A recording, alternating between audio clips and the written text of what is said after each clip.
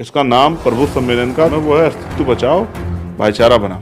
आप भाईचारा बनाने अमेरिका तक पहुंच जा रहे हैं। एक वर्ग को जो इस बात का टेंडर लेके घूम रहा है कि हम ही इस देश में प्रबुद्ध है, वो वाला प्रबुद्ध नहीं। देखिए, बहुजन समाज खुद में एक विशालकाय स्वरूप, इसमें भाईचारा बनेगा तो सिर्फ अस्तित्व नहीं बचेगा, सत्ता आपके हाथ में आएगी। जातिगत जनगणना की आवश्यकता, मंडल कमीशन की बाकी सिफारिशों को लागू कराना। अभी तो मैं मंडल जा रहा हूँ, फिर मैं इसके बाद जिलों में जाऊंगा, फिर मैं उसके बाद विधानसभा में जाऊंगा। अब अपनी पूरा जो एनर्जी है वो इसी काम में और उत्तर प्रदेश को आगे बढ़ाने के लिए लगानी है। जब आप सिख समाज के लोगों को कहते हैं कि खालिस्तान की बात कर रहे हैं, आप जब हिंदू राष्ट्र की बात करते हैं तो ये भी एक तरह का जो है संविधान के खिलाफ है कि भाई भगवान जो है वो कहते हैं वो सबसे शक्तिशाली, फिर उसकी रक्षा का टेंडर भी लेके घूमते हैं। यही बिल अगर सिखों के खिलाफ आया होता, ईसाइयों के खिलाफ होता, तो भी मैं उतनी ताकत से खड़ा होता जितना हमने मुस्लिम भाइयों के लिए खड़ा। और मैं आपको आज कह रहा हूँ, जिस दिन हम पर ताकत होगी हम इसको रिवर्स करें। अपने घर में आग लग जाए, अपने को रोटी ना मिले, सब कुछ लुट जाए, लेकिन मुसलमान पिटता रहना चाहिए। ये सोच जो लंबे पिछले कुछ समय पैदा हुई, ये सोच बड़ी खतरनाक है।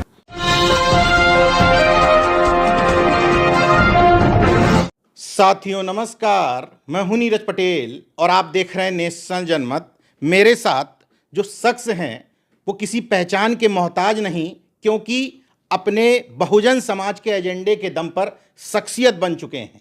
हाल में ही सहारनपुर, जो आपका गृह जिला भी है, वहाँ पे प्रबुद्ध सम्मेलन आयोजित किया गया पार्टी की तरफ से। हालांकि अभी तक प्रबुद्ध की परिभाषा कुछ और समझी जाती थी, लेकिन आपकी पार्टी ने कहा कि हम हर मंडल स्तर पर प्रबुद्ध सम्मेलन करेंगे। ये कौन से प्रबुद्ध लोग हैं? क्या आप भी दूसरी राह पर चल पड़े क्या? तक मैं समझता हूँ, जिन महापुरुषों ने भारत को मानवता का रास्ता दिखाया है, अंधविश्वास, पाखंडवाद, कुरीति से निकाला, वो सब प्रबुद्ध विचारधारा को आगे बढ़ाने वाले महापुरुष थे। उन्हीं की विचारधारा को आगे बढ़ाने वाले, यानी कि उन्हीं के अनुयायी ही प्रबुद्ध हैं। वो प्रबुद्ध नहीं जो एक पार्टी ने जिनका सम्मेलन करा के जो है एक वर्ग को जो इस बात का जो है टेंडर लेके घूम रहा है कि हम ही इस देश में प्रबुद्ध है, वो वाला प्रबुद्ध नहीं है। ये बहुजन समाज के जो प्रबुद्ध लोग हैं, जिनको चिंता है कि जो आज के हालात हैं, उस हालात से हम कैसे निपटें, और अपने जो मोदी जी कहते हैं ना अच्छे दिन, जो उनके बुरे दिन आ गए हैं बहुजन समाज के लोगों के, कमज़ोर वर्गों के लोगों के, उनके बुरे दिनों को अच्छे दिन में कैसे बदला जाए, ये इसी को आधार बनाकर पूरे उत्तर प्रदेश में, यानी कि भविष्य की तैयारियों के आधार पर प्रबुद्ध सम्मेलन हो रहे हैं। जो बिखराव है, जो सवाल, शंका, संकोच है, उसको ख़त्म करने के लिए गेट टुगेदर लोगों के बीच में जाके, और जो जिस तरह काम करना है, क्योंकि हमारी पार्टी ऐसा तो है नहीं कि 10 को पुरानी पार्टी है, तो सालों पुरानी पार्टी के जो संकल्पित जो हैं कार्यकर्ता पदाधिकारी, उनको ट्रेंड करके किस तरह से वो सैकड़ों साल पुरानी पार्टियों का, जो सत्ता में पार्टियां हैं, उनका कैसे मुकाबला कर सकते हैं, इसी के लिए जो है प्रबुद्ध सम्मेलन हो रहे हैं। और ये 18 के 18 मंडलों में होंगे। 18 मंडलों में, पूरे 18 मंडलों में। एक हो चुका है, अब दूसरा जो है मेरठ में, वो 11 मई का है। इसके बाद लगातार सैटरडे संडे एक मंडल में प्रबुद्ध सम्मेलन होगा। वहाँ कार्यकर्ताओं से बात की जाएगी, उनको तैयार किया जाएगा, और भविष्य में कोई गुंजाइश जो है ऐसी ना बचे जिससे आज़ाद समाज पार्टी, जो अपना बहुजन समाज का जो बुद्धिजीवी तबका, उससे कोई दूरी ना बन जाए। उनसे सलाह भी ले रहे हैं, उनसे जो सवाल हैं वो भी ले रहे हैं, उनके सवालों को दूर भी कर रहे हैं, और उनके साथ जुड़ के, क्योंकि जिस समाज का बुद्धिजीवी तबका उस समाज के उस संघर्ष से दूरी बनाता है, तो वो संघर्ष कामयाब नहीं होता। तो वो पढ़े लिखे बुद्धिजीवी समाज को साथ लेके, और उनके अनुभव के आधार पे, उनके जो है उनके मन में जो चिंताएं हैं उनको ध्यान में रख के, और जो विषय हैं, जो उसमें पहला ही विषय है वो है जातिगत जनगणना। पहला विषय, हाँ, जातिगत जनगणना की आवश्यकता, और फिर उसके साथ साथ मंडल कमीशन की बाकी सिफारिशों को लागू कराना, ये उसका पहला एजेंडा है। फिर उसके 3, 4, 5 और एजेंडे हैं, जिनमें संविधान की सुरक्षा और आरक्षण भी है, आरक्षण का विस्तार भी है। फिर उसमें इलेक्ट्रॉनिक वोटिंग मशीन के खिलाफ भी एक संकल्प है कि उसके द्वारा कहीं से भी कोई गुंजाइश ना बचे कि लोकतंत्र की हत्या हो सके। उसमें निजी क्षेत्रों में कमजोर वर्गों में SC, ST, OBC को आरक्षण का भी विषय है। उसमें जो बुनियादी सुविधाएं नहीं मिली है, और अभी भी आज़ादी के 75 साल बाद भी जानवरों जैसा जीवन जीना पड़ रहा है। और जो अत्याचार होते हैं, कास्ट बेस्ड जातिगत हिंसा, कभी बारात रोकना, कभी बेटियों पे अन्याय, कभी घर जलाना, कभी जमीन छीनना, कभी अधिकारी कर्मचारियों को दफ्तर में जो है जातिगत उत्पीड़न करना, कभी जो है उनको नीचा दिखाना, कभी ये जो अन्याय हो रहा है देश भर में, प्रदेश भर में, उस अन्याय को किस तरह से जो है रोका जाए, उन सब चीज़ों पे समाज को जागरूक करके, बहुजन समाज को, और भाईचारा बनाना है। इसका नाम प्रभु सम्मेलन का दूसरा जो नाम है वो है अस्तित्व बचाओ, भाईचारा बनाओ। मैं इसी सवाल पर आ रहा था किसका अस्तित्व बचाना है और किससे भाईचारा बनाना है? देखिए, बहुजन समाज खुद में एक विशालकाय स्वरूप है। इसमें भाईचारा बनेगा तो सिर्फ अस्तित्व नहीं बचेगा, सत्ता आपके हाथ में आएगी। बाबा साहब अम्बेडकर कहते थे political power is the master की। जब ये मास्टर की आपके हाथ में होगी तो जितनी परेशानी आपके पास है, मैं चैलेंज करके कहता हूँ, मैं as a member of parliament भी, एक जागरूक भारत का नागरिक होने के कारण भी, और एक बहुजन समाज का सिपाही होने के कारण भी महापुरुषों के विचार, मैं गारंटी दे कहता हूँ बहुजन समाज के लोगों से, वो अपनी परेशानियों का ड्राफ्ट बना के मुझे दे दें और मेरी मदद करें, और अगले 3 साल में सत्ता आने के बाद उनकी एक एक समस्या की मैं गारंटी देता हूं कि हिसाब करके उनकी समस्या का समाधान करके उनके जो है दरवाजे तक पहुंचाने का काम हम लोग करेंगे। यानी कि अप्रत्यक्ष तौर पर 2027 का बिगुल आपने फूंक दिया। जिस तरह के हालात हैं, जिस तरह के कानून बन रहे हैं, जिस तरह का अन्याय हो रहा है, जिस तरह का धार्मिक, जो आप समझिए, जो धर्मनिरपेक्ष राष्ट्र की जो संविधान जिस बात को प्रिम्बल कहता है, और संविधान के आर्टिकल 14, 15 और 25, 26, 27 जिस बात के लिए जो है, जिस भावना के साथ खड़े हैं, उसको जब कुचला जा रहा है, तो अब मुझे लगता है कि मेरे जैसे व्यक्ति को चुप नहीं बैठना चाहिए, उसको मैदान में आकर तैयारी करनी चाहिए, और हर जिले जिले जाके, अभी तो मैं मंडल जा रहा हूँ, फिर मैं इसके बाद जिलों में जाऊँगा, फिर मैं उसके बाद विधानसभा में जाऊँगा, और मैं कोशिश करूँगा, स्वतः की बात कर रहा हूँ, पार्टी तो अपना काम कर ही रही है, उस बात को ध्यान में रख के अब अपनी पूरा जो एनर्जी है वो इसी काम में और उत्तर प्रदेश को आगे बढ़ाने के लिए लगानी, जिससे तानाशाही सत्ता से, अहंकारी सत्ता का नाश हो, विनाश हो, और यहाँ बहुजन समाज के लोगों के हाथ में पावर आए। पुष्पा का एक डायलॉग है, नेशनल नहीं इंटरनेशनल। अभी तो हम एक प्रदेश की बात कर रहे थे कि इस तरीके से तैयारियां हैं, लेकिन मैं देख रहा हूं कि तैयारियां कुछ अलग ही तौर पे चल रही हैं। सोशल मीडिया पर मैंने एक प्रोग्राम देखा, शिकागो में अम्बेडकरवादी लोग, अम्बेडकराइट लोग आपको बुला रहे हैं। मुझे पता चला कि शायद आपका फॉरेन का दौरा भी है। तो विदेश जाने की क्या 8 तारीख से, बहुत पिछले 7-8 साल से उनका ये लगातार, उन्होंने मेरे पास इन्विटेशन भेजे कि आपको आना है, चाहे वो कोलंबिया यूनिवर्सिटी हो या हार्वर्ड यूनिवर्सिटी हो। कोलंबिया यूनिवर्सिटी भी जा रहे हैं? हाँ, इन सब जगह से। और जब भी 14 अप्रैल यानी कि डॉक्टर बाबा साहब अम्बेडकर की जो बर्थ एनिवर्सरी वो लोग बनाते हैं, वहाँ पे भी उन लोगों ने मेरे पास बहुत बार इन्विटेशन भेजे।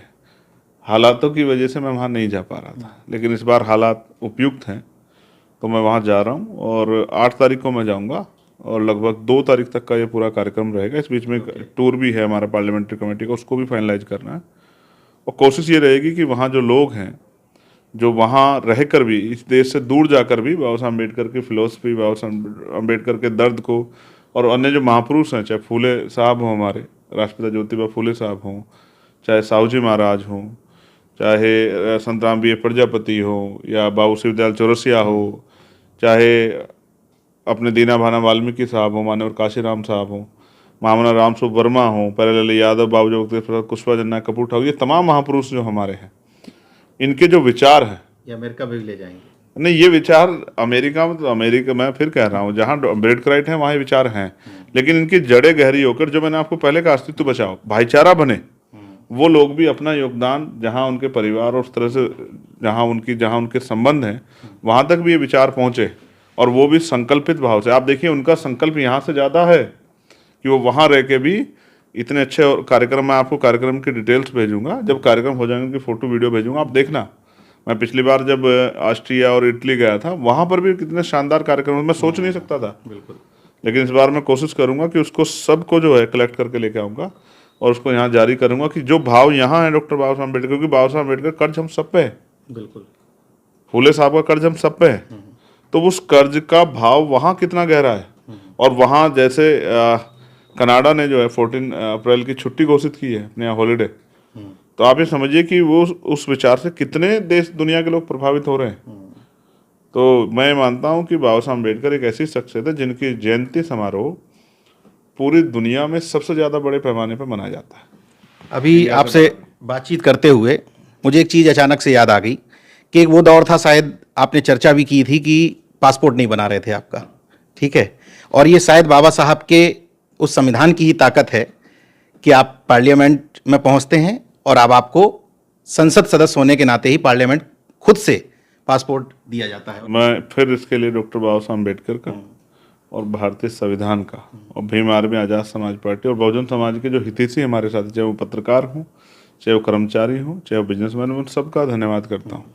अगर ये व्यवस्था ना होती, अवसर ना होते संविधान के जरिए, तो शायद ये दिन मेरी लाइफ में नहीं आता। रही दूसरी बात, मैं आपको एक घटना और बताता हूँ। मैंने कनाडा गवर्नमेंट के से भी वीज़ा की मांग की है। वहाँ 28 तारीख में 28 में इलेक्शन है और मुझे किसी ने नाम ना बताने की शर्त पे कहा कि आपको वीज़ा नहीं मिलेगा, क्योंकि वहाँ डॉक्टर अम्बेडकर को मानने वाले इतने लोग रहते हैं कि सरकार का ये मत है कि अगर चंद्रशेखर यहाँ आएंगे तो उनका इलेक्शन प्रभावित हो सकता है, तो वो आपको वीज़ा कनाडा तक डर पहुंच गया है। वीज़ा नहीं देंगे। मैं तो सोच रहा था यूपी सरकार ने अभी रोकने की कोशिश की, लेकिन कनाडा में भी रोका। यूपी सरकार अच्छी सरकार है।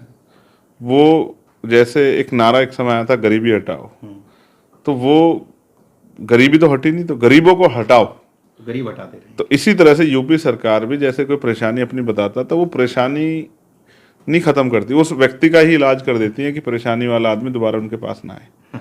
कागजी कार्रवाई जो है बहुत अच्छी शानदार तरीके पूरी करती है उत्तर प्रदेश सरकार। इसके लिए मैं उत्तर प्रदेश की सरकार के और उत्तर प्रदेश सरकार का और उनके सभी मंत्रियों का बहुत बहुत धन्यवाद करूँगा। आप भाईचारा बनाने अमेरिका तक पहुंच जा रहे हैं और एक अपना एक कॉमेडियन बाबा है, हालांकि चर्चा नहीं करनी चाहिए, लेकिन चूंकि वो गैर संवैधानिक काम कर रहा है, संविधान के धर्मनिरपेक्ष स्वरूप को, पंथ निरपेक्ष स्वरूप को चैलेंज करते हुए कह रहा है कि हिंदू गांव बनाएंगे, और गांव ऐसे मुफ्त में किसी दलित पिछड़े वर्ग के लोगों को नहीं देंगे, उसके लिए बाकायदा प्रॉपर्टी डीलर बन चुका है वो बाबा। 5 लाख रुपए, 15 लाख रुपए, 20 लाख रुपए में, नाम आप समझी गए होंगे। तो आप उस हिंदू गांव के तो लिए मैं समझ लेता हूँ, लेकिन मैं फिर आपसे कहूँगा इस दुकानदारी का हल भी, अंत भी तभी होगा कि जब बहुजन समाज के लोग जागरूक हो जाएंगे। मैं आपको बहुत जिम्मेदारी से बात कह रहा हूँ कि अगर किसी एक धर्म के राष्ट्र बनाने की बात करना जब किसी एक समुदाय के लिए गलत है, तो वो दूसरे समुदाय के लिए भी उतना ही गलत है। सहमत हूँ। जब आप सिख समाज के लोगों को कहते हैं कि खालिस्तान की बात कर रहे हैं, जब आप कहते हैं कि मुसलमान जो है वो तो भाई इस्लामिक स्टेट की बांग नकल कर दे, तो आप जब हिंदू राष्ट्र की बात करते हो, मैं बिना राजनीतिक नफा नुकसान के, क्योंकि मैं संविधान की भावना का सम्मान करता हूं, तो ये भी एक तरह का जो है संविधान के खिलाफ बिल्कुल एक ऐसा कार्य है, एक ऐसा षड्यंत्र है जिसको बेनकाब होना बहुत जरूरी है। पहले उन्होंने एक नारा दिया था कि जात पात की करो विदाई, हिंदू हिंदू भाई भाई। फिर उन्होंने अपने एक इंटरव्यू में बताया, मैं सुनता रहता हूँ, नजर रखता हूँ ना सब पे कि कोई क्या कर रहा है। हालांकि मेरी नजर उन पर जब से ज्यादा हुई जब से प्राइम मिनिस्टर उधर गए। तो आप समझिए कि वो इसीलिए गए थे। उन्होंने क्या कहा कि बहुत सारे धार्मिक जो हैं बाबा और गुरु उनसे नाराज हो गए कि जात पात खत्म करने की बात आप कर रहे हो, ये गलत है। तो फिर से उनके सुर बदले, फिर उन्होंने कहा कि नहीं, जात पात विदाई नहीं होगी, जात पात में जो दम्भ है, जात पात में जो ऊंच नीचे, ये खत्म करना है। और ये महात्मा गांधी जी की मुझे याद आ रही थी। बाबा साहब अम्बेडकर ने उनसे कहा था कि महात्मा गांधी वैसे अपने आप को संत कहते हैं, लेकिन वो वर्ण व्यवस्था के समर्थक हैं, जाति व्यवस्था के भी समर्थक है और वर्ण व्यवस्था के भी समर्थक है। यानी कि वो कहते हैं हम ऊंचे भी रहेंगे और बराबरी भी होनी चाहिए। तो ये कैसे पॉसिबल है? तो मैं फिर ये कहूँगा, ये संविधान पे हमला है और इस हमले का जवाब हम लोग बड़े शानदार तरीके से समय आने पर देंगे। मैं आपसे फिर कह रहा हूँ, ये काम मेरा अगर सगा भाई भी करता तो मैं उसका भी विरोध करता, ये मेरा कोई रिश्तेदार भी करता तो मैं उसका विरोध करता। संविधान के खिलाफ कोई कुछ भी करेगा, इस देश को तोड़ने काम करेगा, बांटने काम करेगा, तो फिर आप समझिए कि उसको सबक सिखाना बहुत जरूरी हो जाएगा। एक शंकराचार्य ने तो उसी समय कह दिया था कि जात पात तोड़ देंगे तो हिंदू धर्म नहीं रह पाएगा, वो तो जाति चल रहा है। सच्चाई यही है, वर्ण व्यवस्था चल रहा है। उनको डिबेट करनी चाहिए उनके साथ, जो नारा लगाए थे कि भाई भाई, और वो फिर उन्होंने तत्काल रिएक्शन करे, कहा कि वो मूर्ख है। कहा कहा कि मूर्ख, उसको पता ही नहीं है कि जिस दिन जात पात खत्म हो जाएगी तो ये वर्ण व्यवस्था ही टूट जाएगी। आप ये समझिए, और मैं भी ये समझता हूं कि ये इस खेल के पीछे किसको फायदा और किसको नुकसान है। इस देश में बहुसंख्यक लोग तो पिस रहे हैं। जैसे एक नारा ये उत्तर प्रदेश की एक पार्टी ने दिया, पीडीए, तो उसमें जो डी है, जैसे चाकी के दो पार्ट होते हैं, डी उसके बीच में, तो डी वहां क्या होगा आप समझिए, डी वहां पीसा जाएगा। डी वहां सुरक्षा के लिए नहीं है, डी तो वहां औजार की तरह यूज होगा और फिर डी वहां उसमें पिस जाएगा। तो मैं तो चाहे आप जिनकी बात कर रहे हो मध्य प्रदेश वालों की, या जिनकी बात नहीं भी हो रही है, मैं उन सब जो है पाखंडियों को जानता हूँ, जो पाखंड के आधार पे अपना साम्राज्य बना के और यहाँ बिजनेसमैन बनने का काम कर रहे हैं। समय बदलेगा, जनता जागरूक होगी तो ऐसे सब लोगों की दुकानदारी बंद हो जाएगी। मन में अभी एक सवाल आ गया जब आपने ये बात की है कि एहसान जताया जा रहा था सदन में पीडीए के नेता द्वारा किरण रिजिजू पर कि हम एहसान कर रहे हैं कि हम हमारे पुराणों को नहीं मानते हो। बौद्ध धर्म के लोगों से कह रहे थे, तो हमारे पुराणों को नहीं मानते हो, वेदों को नहीं मानते हो, हम हिंदू लोग एहसान करते हैं कि तुम बौद्ध होते हुए भी तो अपना भाई मानते हैं। भगवान बुद्ध का रास्ता दूसरा है। आप हमारे पुराणों को नहीं मानते हैं, आप हमारे उपनिषदों को नहीं मानते हैं, लेकिन सोचिए हम हिंदू वो लोग हैं जो आपको स्वीकार करते हैं और गले लगा करके चलते हैं। एक संदेश उन्होंने देने का काम अपने वोटर्स को किया है, लेकिन मैं आज उनको स्पष्ट तौर पे आपके माध्यम से कहना चाहता हूं कि बीजेपी के पिच पे जो जाके खेलने का काम करेगा वो उतनी ताकत से पिट के आएगा जितनी ताकत से जो है वो जाएगा। पिछली बार जो बदलाव हुआ उसके पीछे एकमात्र जो रीजन था वो था संविधान और आरक्षण रूपी जो शक्ति हमें मिली है उस पर हमला। बीजेपी की पिच पे जाके कोई धर्म की राजनीति करेगा, पीटेगा भी और पिटाई भी देगा, दोनों काम करेगा। अच्छा, जब बौद्ध की बात हुई है तो बौद्ध गया मुक्ति आंदोलन बड़ा जोरों पर है। 12 तारीख को एक बड़ा वो आंदोलन और प्रदर्शन करना चाह रहे हैं बुद्ध पूर्णिमा के दिन।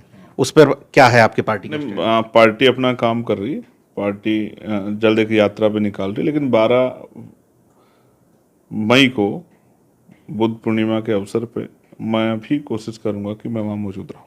बौद्ध गया जाएंगे? हाँ, मैं मौजूद रहूँगा, क्योंकि ये एक महत्वपूर्ण आंदोलन है और ये आंदोलन सिर्फ जो है एक जगह का नहीं है, ये विरासत को और अपनी धरोहरों को संजो के रखने का, क्योंकि अन्य धर्मों पे और धार्मिक स्थल हो सकते हैं, लेकिन बुद्धिस्टों पे तो ये एक पूरी दुनिया में एकमात्र स्थान है जहाँ भगवान बुद्ध को ज्ञान की प्राप्ति हुई, जहाँ सिद्धार्थ से भगवान बुद्ध के रूप में जो है वो प्रदर्शित हुए। तो वो उस जगह की हिस्टोरिकल जो वो है, चाहे वो चाइना से आप वो कर लो, चाहे जापान से कर लो, चाहे कोरिया से कर लो, चाहे श्रीलंका से कर लो, सब लोग जानते हैं कि वो जगह वहाँ है। अब उस जगह को जो है बुद्धिस्ट लोग अपने फेवर में चाहते हैं, तो मुझे लगता है कि सरकार को उनकी मांग को सुनना चाहिए। और मैंने तो किरण रिजिजू जो हमारे मंत्री, मैंने उनसे भी ये कहा था, मेरा ये मानना है कि कोशिश करनी चाहिए कि भाई ये जो पीड़ा है बुद्धिस्टों के मन में और वो जो एक्ट है बीटी एक्ट, वो अब उसको नष्ट करके ये धरोहर जो है वो बुद्धिस्ट समाज के कब्जे में देनी चाहिए। एक और बिल है जो इस समय चर्चा में है। वो संस्कृति का जब उनमें आपसी जो है उनमें टकराव होता है एक जगह से काम करने पे, उसका खामियाजा कैसा भुगतना पड़ता है। जिस बिल की बात आप अभी करने वाले, मैं आपको उसी बिल के आधार पर इस बात को कह रहा हूँ। मैंने पार्लियामेंट में कहा था ये बात कि वक्त में जब आप अन्य धर्म के लोगों को रख रहे हो तो इसका खामियाजा ये भुगतना पड़ेगा नीरज भाई, कि उसी तरह का कंट्राडिक्शन खड़ा होगा जिस तरह कंट्राडिक्शन आज 75 या 100 साल बाद जो है बुद्धिस्ट समाज के लोग जो कर रहे हैं वो कंट्राडिक्शन खड़ा हो रहा है, और वो अपने आप को ऐसा एज महसूस करते हैं। यही जो है वक्फ के जरिए तो मुसलमानों को भी बहुत जल्द महसूस होगा, वो इसी का विरोध कर रहे थे। मैं आज पूछना चाहता हूँ केंद्र की सरकार से, क्या वो राम मंदिर में मुसलमानों को ट्रस्टी बना सकती है? क्या वो तिरुपति में या जगन्नाथ जितने भी मंदिर, क्या वो किसी मुसलमान को ट्रस्टी बना सकती है? आप मुसलमान को छोड़ो, क्या बात करते हो भाई, आप पिछड़ों को नहीं बना पाए। आप शेड्यूल कास्ट के लोगों को जो है, जो आप ही का एक आदमी आपने रख लिया, वरना किस शेड्यूल कास्ट के व्यक्ति को आपने वो किया वहाँ? आपने पिछड़े वर्ग के कितने लोग लिए वहाँ? तो सच तो ये है कि आप मलाई, जब जहाँ से मलाई मिले वहाँ आप रहेंगे, और जहाँ आज मैंने कटियारों में भारती का पता भी नहीं। हाँ, अब आप आपके सामने हैं जिन लोगों ने झंडा उठा के सब काम किया। हालांकि मैं उनसे वैचारिक रूप से सहमत नहीं हूँ, लेकिन आप ये समझिए, मैं तो ताज्जुब में जाता हूँ कि लोग ये कहते हैं कि भाई भगवान जो है, हम जिस इष्ट को मानते हैं, वो कहते हैं वो सबसे शक्तिशाली, फिर उसकी रक्षा का टेंडर भी लेके घूमते हैं कि भाई उनकी रक्षा हम करेंगे, उनकी तार्किक रक्षा हम बात करेंगे। कह दी है। आप देखिए ना क्या गजब की बात है। मैं कह रहा हूँ कि जितनी शक्ति मेरे पास है मैं उतनी शक्ति के से काम कर सकता हूँ। तो जब आप ये कहते हैं, आपका ये मानना है कि भाई कि हमारे भगवान ने बनाया है, तो भाई आपका भगवान इतना कमजोर कैसे होगा कि वो आप जिसको आप जैसे जिसने करोड़ों लोग बनाए, वो आप उनमें से कौन है कि उनकी रक्षा करें? बिचौलिए लड़ने क्यों वहां जाते हैं? हाँ ठीक है, खेल है, और ये अभी खेल अभी अच्छा, चलेगा। मैं ईमानदारी से पूछना चाहता हूँ, वक्फ बिल का विरोध में आप खड़े हैं, पार्लियामेंट में भी खड़े थे, ये राजनीतिक तौर पर विरोध में खड़े हैं या कोई वजह है कि जिस वजह से आप मानते हैं कि सरकार ने गलत किया? देखिए, मैं ये मानता हूँ, मैंने वो बिल पढ़ा है, और बिल में जिस तरह के प्रयास किए गए हैं, मैं आज देश की सारी सेकुलर पार्टियों को और विपक्ष के दलों को कहना चाहता हूँ, उनको ये लगता होगा कि वो सिर्फ मुसलमानों को खुश करने के लिए कर रहे हैं, कि मुसलमानों को ये लगे कि भाई हमारी आवाज़ उठाए। मैं उनको चैलेंज करके कहता हूँ कि जिस दिन ये कानून अब जब बन गया है और ये धरातल पे जिस तरह इम्प्लीमेंट होगा और इससे जो विवाद खड़े होंगे, जिस तरह का माहौल बनेगा, इन दलों की जमानतें भी नहीं बचेंगी। आप मेरी बात को याद रखना, जो आज सेकुलर, जिनको लगता है कि हम सिर्फ इस बात के साथ खड़े, ये बिल संविधान पे हमला है, और संविधान पे जब कोई भी हमला होगा तो हम संविधान को के प्रोटेक्शन में खड़े होंगे। यही बिल अगर सिखों के खिलाफ आया होता, ईसाइयों के खिलाफ होता, तो भी मैं उतनी ताकत से खड़ा होता जितना हमने मुस्लिम भाइयों के लिए खड़ा हूँ। और मैं आपको आज कह रहा हूँ, जिस दिन हम पर ताकत होगी, हम इसको रिवर्स करेंगे, बस करेंगे। मैं आपको, हम कोर्ट भी गए हैं जी, हमने जो है रिट भी दाखिल की, लेकिन मैं आपको कह रहा हूं कि हम इसको रिवर्ट भी करेंगे। ये बात मैं आपको बहुत जिम्मेदारी के साथ, एडवोकेट चंद्रशेखर आजाद समाज पार्टी के अध्यक्ष के तौर पे मैं आपको स्पष्ट रूप से कह रहा हूं कि हम इसको ताकत बनने पे, सत्ता बनने पे हम इसको रिवर्स करेंगे। इस वक्त को पुराने वाले शेड्यूल में लेके जाएंगे। अगर कहीं कोई चीज़ है तो उसको चर्चा करके उसको ठीक करेंगे, लेकिन जो जिस एजेंडे के थ्रू ये लागा, क्योंकि बीजेपी के, आप देखो बीजेपी सरकार को आप समझिए, बीजेपी सरकार के नेता मुसलमानों को गाली देते घूमते हैं, उनके खिलाफ यात्रा, गिरिराज सिंह उनके खिलाफ यात्रा निकाल रहे थे वहाँ बिहार में, और उनके तमाम जो हैं वो कहते हैं गोली मारो सालों को, ये करो, फलाना करो, ढिमका करो, मॉब लिंचिंग का होती है। ये कह रहे हैं उनको हम रक्षा करेंगे, उन्हीं मुसलमानों की मॉब लिंचिंग इन्हीं के कार्यकर्ता करते हैं। जय श्री राम का नारा लगवा के तो कोई बोलता नहीं, मुँह से एक शब्द नहीं निकलता है। तो मैं ये कह रहा हूँ, ये हितैषी कैसे हो सकता है उनके? असल जो है उसके पीछे उनका अपना एक एजेंडा, उस एजेंडे को लागू करने के लिए, और दो बड़े उद्योगपति घरानों के घर भी बचाने, ये सब चीज़ों को ध्यान में रख के किया गया। इसलिए मुझे ऐसा लगता है, जैसे प्राइम मिनिस्टर ने कहा कि नोटबंदी जनता को फायदा हुआ, नहीं हुआ। उन्होंने कहा जीएसटी से व्यापारियों को फायदा हुआ, नहीं हुआ। ठीक है, उन्होंने कहा काला धन आएगा, नहीं आया। 2 करोड़ रोजगार। तो मुझे ऐसा लगता है सरकार कहती कुछ है, करती कुछ और है। तो इसलिए मैं मानता हूँ कि ये बिल, जैसे उन्होंने किसानों के लिए कानून बनाए और अंत में किसान ही लड़े नहीं लड़े। लेकिन एक बात उनको पता है कि एक समुदाय विशेष को टाइट करो तो आरक्षण छीन लो, कुछ भी छीन लो, लेकिन मस्त रहता है आदमी। नहीं सर, मैं और बताता हूँ आपको, मुसलमानों के लठ मारो, मुसलमानों का काउंटर करो, मुसलमानों के को सताओ, उनके घर बुलडोजर चलाओ, तो यहाँ ऐसे लोग तैयार हो गए, एक बड़ी आबादी, कुछ भी ले लो, जो झंडा लेके कल प्रयागराज में चढ़ रहे थे दरगाह पे, कि वो 200 रुपए का पेट्रोल खरीद लेंगे, 200 का छोड़े साहब, 500 का खरीद लेंगे। बिल्कुल, बस इन्हें लेकिन मुसलमान पिटता रहना चाहिए, बस अपने घर में आग लग जाए, अपने को रोटी ना मिले ना, जो है सब कुछ लुट जाए, लेकिन मुसलमान पिटता रहना चाहिए। ये सोच जो लंबे पिछले कुछ समय पैदा हुई, ये सोच बड़ी खतरनाक है। और इससे हो क्या रहा है नीरज भाई, इस झगड़े से एक जो कमजोर वर्ग हैं, schedule caste, schedule tribe, backward का, उनका बड़ा नुकसान हो रहा है, क्योंकि उनके जो बुनियादी विषय हैं वो सब पीछे चले जाते हैं जब ये लहर चलती है। अब जब वो कल की प्रयागराज की घटना सोचिए, अब जब वो वहाँ चढ़ रहा था तो किसी और की धार्मिक भावना जो है, जो दरगाह में के लोग थे, उनकी भावना आहत हो जाती, और वो पत्थर मार देते या हटा देते या रोक देते या डंडा उठा लेते, तो विवाद हो जाता। इस विवाद में किसी को चोट लग जाती, तो आप ये समझो कि होता क्या, फिर कर्फ्यू लगता, बुलडोजर जाता, गोली चलती, और दोनों तरफ से गरीबी मरता, दोनों तरफ से गरीब मरता। ये घटना कितनी बड़ी हो जाती। तो आप समझिए कि ये तो ठीक है कि लोग समझ रहे हैं कि ये पूरा जो है इनके पीछे सरकार प्रायोजित था पूरा। अच्छा, मुझे एक बात और नहीं समझ में आती, मैंने अपने वीडियो में कई बार बोला भी है कि मंदिर को लेकर के इतने झगड़ा क्यों करते हैं, जब दरगाहों पर, मस्जिदों पर जाके झंडा फहराना है, तो मंदिर बनाते काहे के लिए, जब वहीं पर ड्रामा करना, वहीं डीजे बजना है। अब ये तो यही बता सकते हैं क्या समझाते हैं, क्या नहीं। और फिर ये भी कहते हैं कि भगवान कण कण में है, सब जगह है। तो भाई अपने अंदर वाले को पूज लो, अपने घर में पूज लो, ठीक है। मैं तो सड़क पे किसी भी धर्म के कार्यक्रम के, चाहे वो किसी भी धर्म का हो, मैं इससे सहमति नहीं हूँ, क्योंकि कई बार मैंने नीरज भाई ऐसा देखा है, जाम लगता है, कोई अस्पताल जा रहा है, किसी को जल्दबाजी, किसी को स्कूल जाना है, सब परेशान होते हैं। मैं तो राजनीतिक कार्यक्रम को भी सड़क पे जो है, बिल्कुल सही बात, इन पे भी बैन लगे, मैं इस पे भी सहमत हूँ। बिल्कुल ठीक है, वो निर्धारित जगह वहीं होनी चाहिए, लेकिन सबके लिए हो, मैं सबके लिए, मैं फिर आपसे कह रहा हूँ, सिलेक्टिव चीज तो मैं जिस धर्म में आस्था रखता हूँ मैं उसके लिए भी कह रहा हूँ। यहाँ स्पष्ट है, यहाँ नेशन फर्स्ट है, बिल्कुल लोग, जिंदा लोग फर्स्ट है सर। अभी हमसे किसी ने पूछा तो हमने कहा सर हम जिंदा लोगों की लड़ाई लड़ लें। बिल्कुल कहा साहब राणा सांगा जी के विवाद पे आपका क्या कहना? हमने कहा भाई हम जिंदा लोगों की लड़ाई लड़ लें। बिल्कुल ठीक है, औरंगजेब पे भी हमारा यही कहना है कि हम जिंदा लोगों की लड़ाई लड़ लें, उनको रोटी से परेशान है, जिनको पीने के लिए पानी नहीं मिल रहा है, जिन पे कपड़े नहीं है, जिनके बच्चे पढ़ नहीं पा रहे हैं, जिनका इलाज नहीं हो रहा है। कल एक बच्चे ने हमें मैसेज किया, हमारा छोटा भाई है, उसने हमें बताया कि साहब कोरोना काल में उसके पिताजी की डेथ हुई थी। उसने हमसे लिखा कि भैया आप जब ताकत में आओ तो ऐसी व्यवस्था करना, गरीबों को भी प्राइवेट हॉस्पिटल से ज़्यादा अच्छा इलाज मिले। और भावुकता हुई हमारे अंदर, क्योंकि जैसे अपना पिता खोया, हमने खुद खोया, तो हमें तो एहसास है। और आप लड़े हो, आप तो खुद समझते हो। लेकिन मैं समझता हूँ ये चीज़ें इसलिए दूर हो जाती है क्योंकि मंदिर मस्जिद आ जाती है। किसी एक वर्ग पर डंडा बज रहा होता है तो लोग खुश होते हैं, बाकी काम तो हमारा देश का महान मीडिया कर देता है। अमेरिका में देखिए शेयर मार्केट डावाडोल हुआ और वहाँ लोग सड़कों पे आ गए, मीडिया कवर भी करने लगा, और यहाँ आ जाता तो कब्र खुद, यहाँ तो 19 लाख करोड़ रुपए, हाँ कब्र खुदने लग जाती। ठीक है, तो आप समझिए ना, फिर में समझिए कि जब जो आईना होता है वो धोखा करने लग जाए, वो झूठ बोलने लग जाए। आईने से मेरा मतलब यहाँ भारतीय लोकतांत्रिक व्यवस्था में मीडिया से है। जब वो आईना झूठ परोसने लग जाए तो फिर लोगों को वही मिलेगा, और फिर वो मिलेगा तो फिर लोगों को उसका कीमत भी चुकानी पड़ेगी। वही हो रहा है।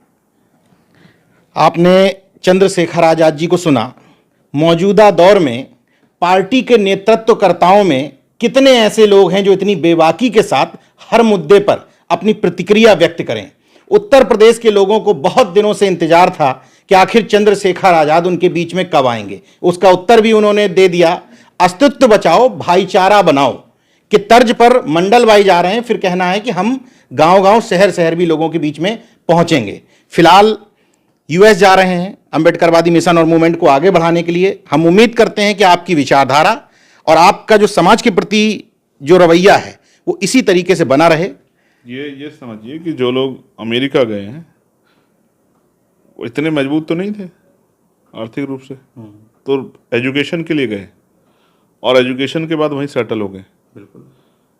या फिर एजुकेशन लेके यहाँ से गए जॉब करने के लिए।